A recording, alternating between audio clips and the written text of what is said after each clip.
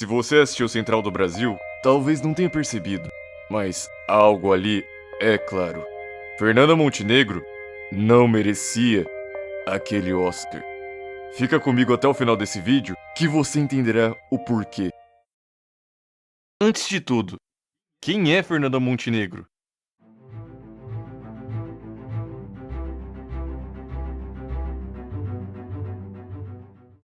Arlete Pinheiro Esteves da Silva, nascida em Cascadura, subúrbio do Rio de Janeiro, em 16 de outubro de 1929. Filha de um pai mecânico e uma mãe dona de casa, Arlete sempre se interessou pelas artes. Aos 15 anos, se inscreveu em um concurso de locução do MEC, e ali permaneceu após a vitória por 10 anos como locutora e atriz de rádio e teatro. Nesse período, começou a escrever e participou de um grupo de teatro amador, recém-formado de uma faculdade de Direito no Rio de Janeiro. Não demorou muito para que aquela paixão pelos palcos crescesse, e peça após peça foi ganhando cada vez mais destaque. E em 1951 foi contratada pela TV Tupi. Como achavam seu nome muito comum para uma atriz, pediram para que mudasse para um nome artístico mais forte. E por gostar de Fernanda, tomou sua decisão, e Arlete Pinheiro virou Fernanda Montenegro. Em pouco mais de 2 anos na emissora, participou de mais de 80 peças. Estreou sua primeira protagonista em uma novela da Record, em 1954, A Muralha. E depois de alguns anos entre televisão e teatro, em 1959, fundou ao lado de seu marido, Fernando Torres, sua própria companhia de teatro, chamada Companhia do Sete. Com Fernando Torres, tiveram 2 filhos, Fernanda Torres e Cláudio Torres, ambos envolvidos com cinema. Em 1965, fez sua estreia na recém-criada TV Globo, emissora em que teve sua maior ascensão. Fez bons trabalhos também na antiga TV Excelsior e na TV Bandeirantes, mas nesse período, entre final dos anos 60 e a década de 70, ficou mais dedicada ao teatro do que à televisão. Foi só então nos anos 80 que seu nome cresceu ainda mais forte. Já fixava na Rede Globo, atuando em novelas como Baila Comigo, Guerra dos Sexos, Sassaricano e muitas outras. Ali não parou mais. Filmes, séries, novelas, ela estava em tudo quanto é lugar. Anos 90 chegou em seu momento de maior alcance, nacional e internacional. Participou do Alto da Compadecida, como Nossa Senhora, e praticamente no mesmo ano, 1999, Central do Brasil. Uma indicação! O Brasil inteiro vendo e... Gwyneth Paltrow. Bom, vocês agora conhecem um pouco de sua história, sua carreira. Mas como chegou a indicação e até uma vitória como melhor atriz no Festival de Berlim? Vocês sabem de seu talento, suas participações. Mas por que Central do Brasil? Central do Brasil é um filme dirigido por Walter Salles, de 1998, onde conta a história de Dora, uma professora aposentada que trabalha como escritora de cartas para pessoas analfabetas, na Estação Central do Brasil. Estação em que encontra Josué, um garoto que perdeu sua mãe após ser atropelada por um ônibus. E mesmo contra sua vontade inicial, se junta ao garoto e o ajuda a encontrar seu pai, em algum canto do Nordeste. Ela tenta diversas vezes se livrar dele, vendendo para um casal que ela veio a descobrir que eram criminosos, onde Josué corria perigo de vida e o tendo abandonado, já indo para sua jornada em um ônibus. Mas nada disso o separou. E ela aos poucos foi pegando afeição pelo garoto, e juntos partiram rumo ao desconhecido, e sem dinheiro, porque acabaram perdendo, tendo deixado em uma mochila em um ônibus que já havia partido. Central do Brasil mostra a dura realidade brasileira, explora a desigualdade, pobreza, a busca por melhores condições de trabalho, em um Brasil buscando momentos de restauração econômica, social, mas muito longe do ideal para todos nós. E é nisso que nos apegamos à obra. O filme não busca romantizar ou esconder o que acontecia no Nordeste e no resto do país. O filme é real, quase como um documentário, que mostra a falta de identidade, de pertencimento de um povo cansado, que lutava constantemente pela sobrevivência, sem condição ou forma de cuidar dos filhos e de sua família.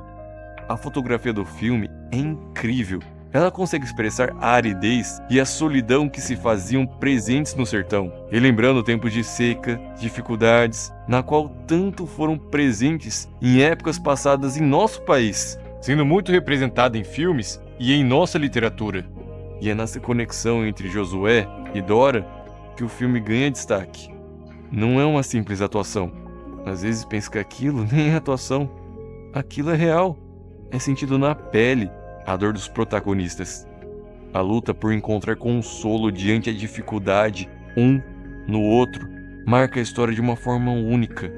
A cena final do filme é incrível, porque marca a despedida dos dois personagens. E não tem como não se emocionar com a fala da Dora. O dia que você quiser se lembrar de mim, dá uma olhadinha no retratinho que a gente tirou junto. Eu digo isso porque tenho medo de que um dia você também me esqueça. Tenho saudade do meu pai. Tenho saudade de tudo. Naquele momento, não tem como ter assistido e não ter criado apego ao vínculo dos dois. E não é pra menos. As atuações são impecáveis. Começar falando pelo Vinícius de Oliveira, que interpreta o Josué. Até então, um completo desconhecido pro público. Alguém que nunca havia atuado antes. O que era exatamente o que o diretor queria passar. Uma criança que ainda tivesse a inocência dentro de si e sentisse de verdade cada cena. Reza a lenda que Walter Salles encontrou o garoto engraxando sapatos em um aeroporto. E depois do garoto oferecer seus serviços ao diretor, ele achou curioso o jeito extrovertido do menino e o convidou semanas depois para um teste junto de outras 1.500 crianças. Após os testes, o garoto foi selecionado, o que mostra que aqueles momentos realmente eram de verdade. Bom, chegamos nela, Fernanda Montenegro. O diretor, em conjunto com os roteiristas, quando escreveram o filme, pensaram exclusivamente nela. Mas o que tem sua personagem de tão grande que fez a crítica amar seu trabalho tanto aqui no Brasil quanto mundo afora? Dora. Professora aposentada, uma senhora triste que de vez em quando utilizava de sua escrita e leitura para ajudar outras pessoas. Digo de vez em quando porque não é toda carta que ela enviava, tendo inúmeras cartas guardadas em sua gaveta. E mesmo diante de todo esse poder em mãos, ela muitas vezes parecia não se importar. Mas aí, tudo muda.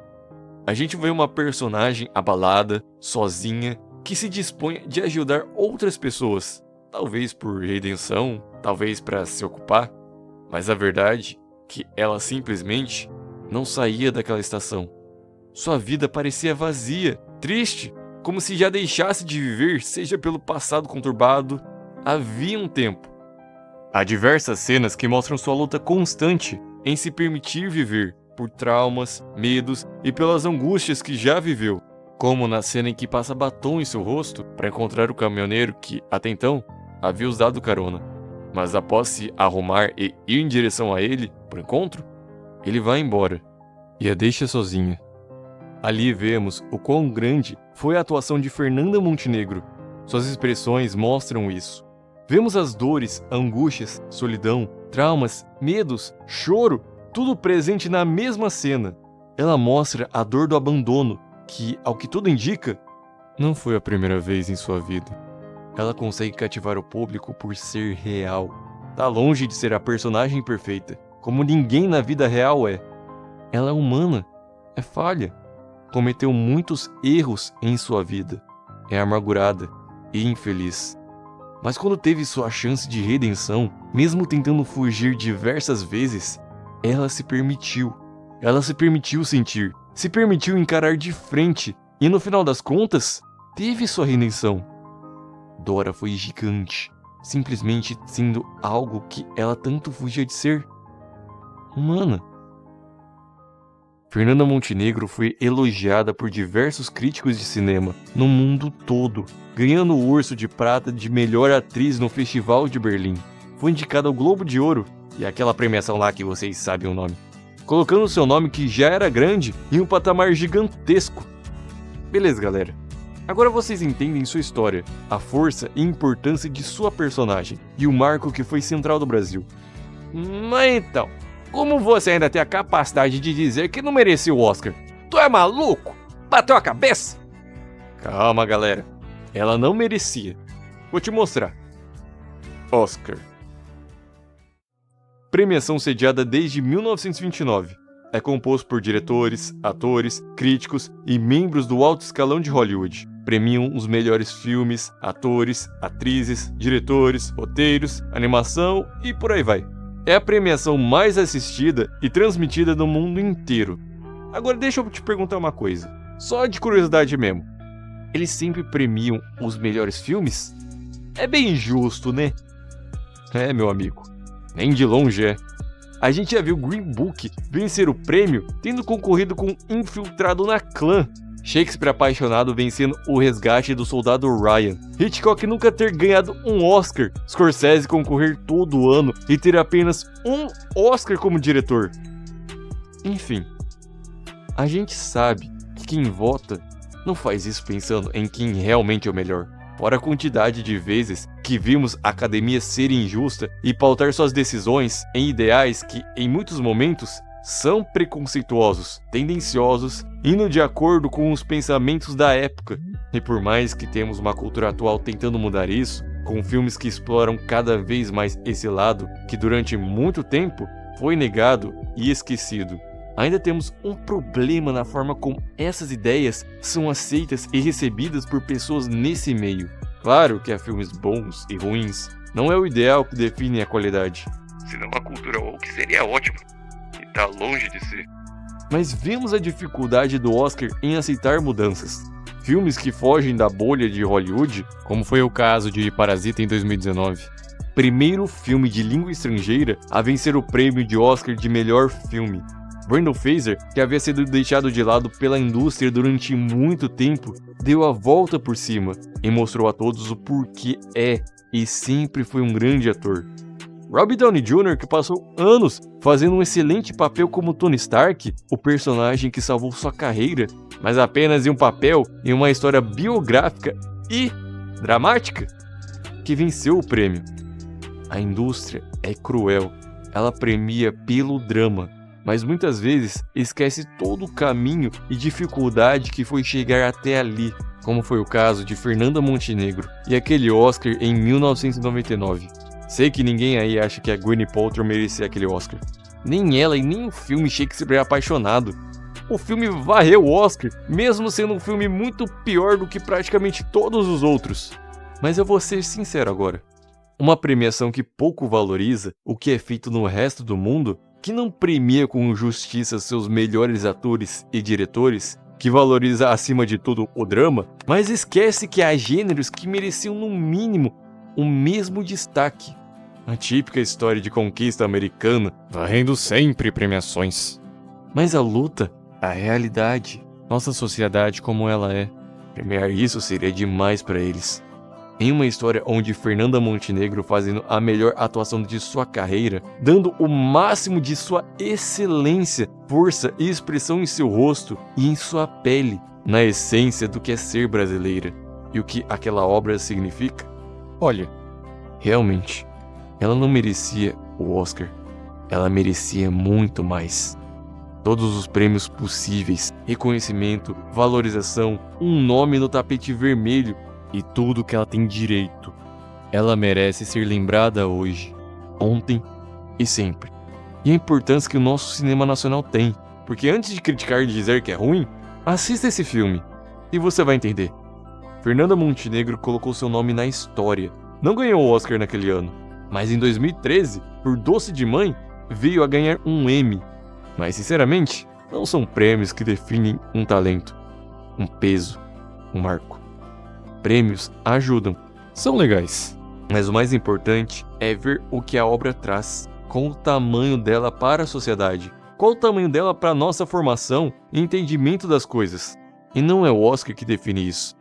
Por isso, eu digo, Fernanda Montenegro não merecia aquele Oscar. Ela é melhor que isso. E prêmio nenhum define seu tamanho e sua importância para o nosso cinema.